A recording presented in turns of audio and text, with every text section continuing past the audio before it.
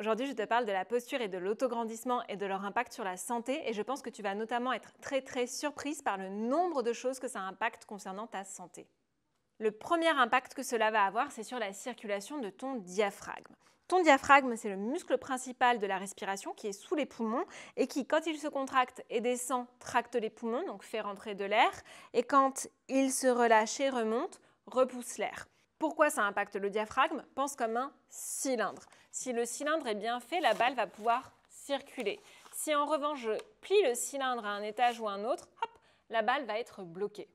Et mécaniquement, c'est à peu près ce qu'il va se passer dans ton dos. Si tu es voûté, ton diaphragme ne pourra plus circuler correctement, donc tu auras une respiration très haute. Or, il est indispensable que ton diaphragme puisse circuler normalement. Pourquoi?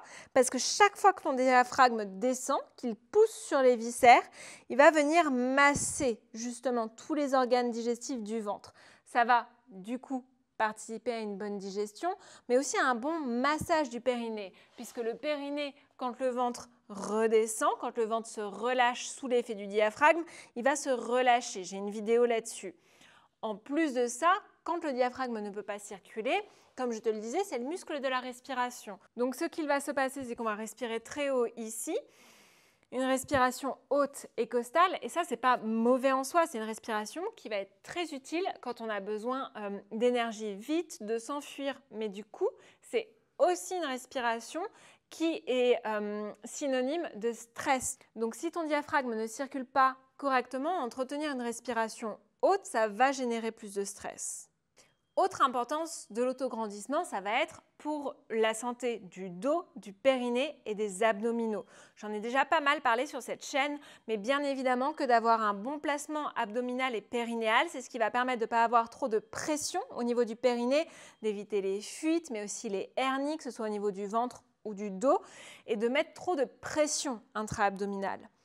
En plus de ça, l'autograndissement, il va de manière assez évidente, cette façon de s'autograndir, de faire de l'espace justement entre les vertèbres et replacer la colonne. Et ça, pour les douleurs de dos, ça va être indispensable. Il y a énormément de douleurs de dos qui sont générées par une posture qui n'est pas optimisée et qui n'est pas celle pour laquelle les os sont conçus, les muscles sont conçus.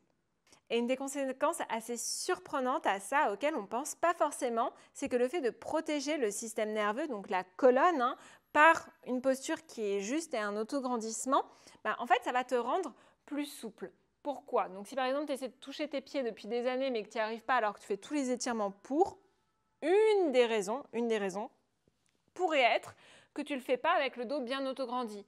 Or, si ton corps il est en permanence obligé de créer de la tension pour protéger ta colonne, parfois il va générer de la tension jusque dans tes mollets. Ce qui fait que tu auras beau t'étirer, beau faire tout ce qu'il faut, ton corps ne lâchera pas puisqu'il est trop concentré, trop optimisé pour pouvoir protéger ta colonne vertébrale et ton système nerveux.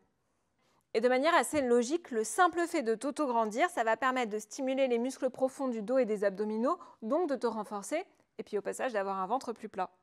Maintenant qu'on a dit tout ça, comment est-ce qu'on s'autograndit? Alors, petite parenthèse pub, mais pub utile.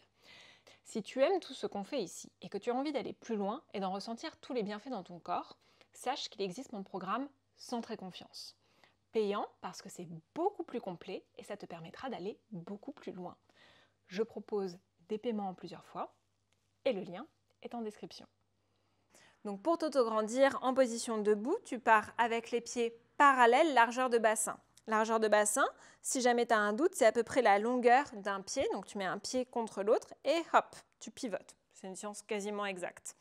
Une fois que tu as ça, les pieds sont parallèles, mais tu vas imaginer que tu veux rouler les cuisses et les pieds vers l'extérieur. Donc sans les bouger, tu imagines que tu veux le faire. Attention, si tu le sens dans les genoux, c'est que tu en fais trop. C'est pas très puissant comme mouvement.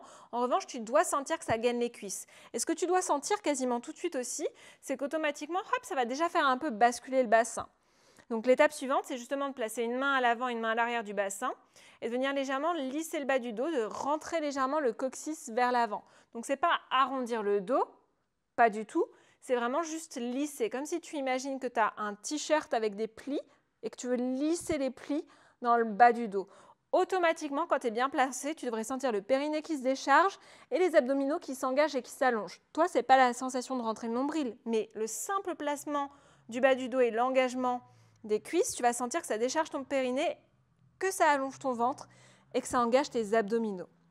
Une fois que tu as fait ça, tu vas justement t'auto-grandir. Donc, tu éloignes les côtes du bassin et tu vas continuer ça dans le haut du dos et avec les cervicales. Donc, si je me mettais de dos, ça veut dire que tu visualises vraiment que de ton bassin, de ton périnée jusqu'aux côtes, tu te grandis, que des côtes jusqu'aux bases des cervicales, tu te grandis, tu espaces les vertèbres et presque les muscles, et qu'au niveau de la tête, là au niveau des cervicales, moi l'image que j'adore, c'est la tête de tortue. Tu penses que c'est une tortue qui veut sortir la tête de sa carapace.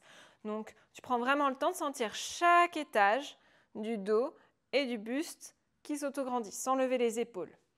Une fois que tu as ça, la sensation, c'est d'éloigner les clavicules l'une de l'autre. Pas tant de resserrer les omoplates, plus vraiment d'espacer les clavicules l'une de l'autre. Puis roule légèrement les bras vers l'extérieur. Attention, parfois ça nous amène à nous cambrer, le dos reste lissé. Si tu t'autograndis bien, ça devrait aller. Ensuite, tu vas légèrement rentrer le menton. C'est léger, c'est-à-dire, c'est pas ça, j'arrondis le menton, je fais un triple menton. Non, non, non, non, c'est pas ça. Et ça ne doit pas faire mal au cervical. Peut-être qu'au début, cette étape, elle sera dure. Parce que justement, comme on n'a plus une très bonne posture, ces muscles-là, ils sont raccourcis. Et du coup, on est un peu coincé parfois avec la tête en avant. Il n'y a pas de problème. Ça n'a pas besoin de ressembler à ma posture au début. Ce qui compte, c'est que petit à petit, tu progresses. Donc, autograndis et le menton très légèrement rentré. C'est comme le bas du dos, on voudra allonger vraiment les cervicales. Et puis tu reprends tout cet autograndissement. Et là, une étape qui est vraiment, selon moi, importante, c'est de te rappeler que l'être humain est fait pour bouger.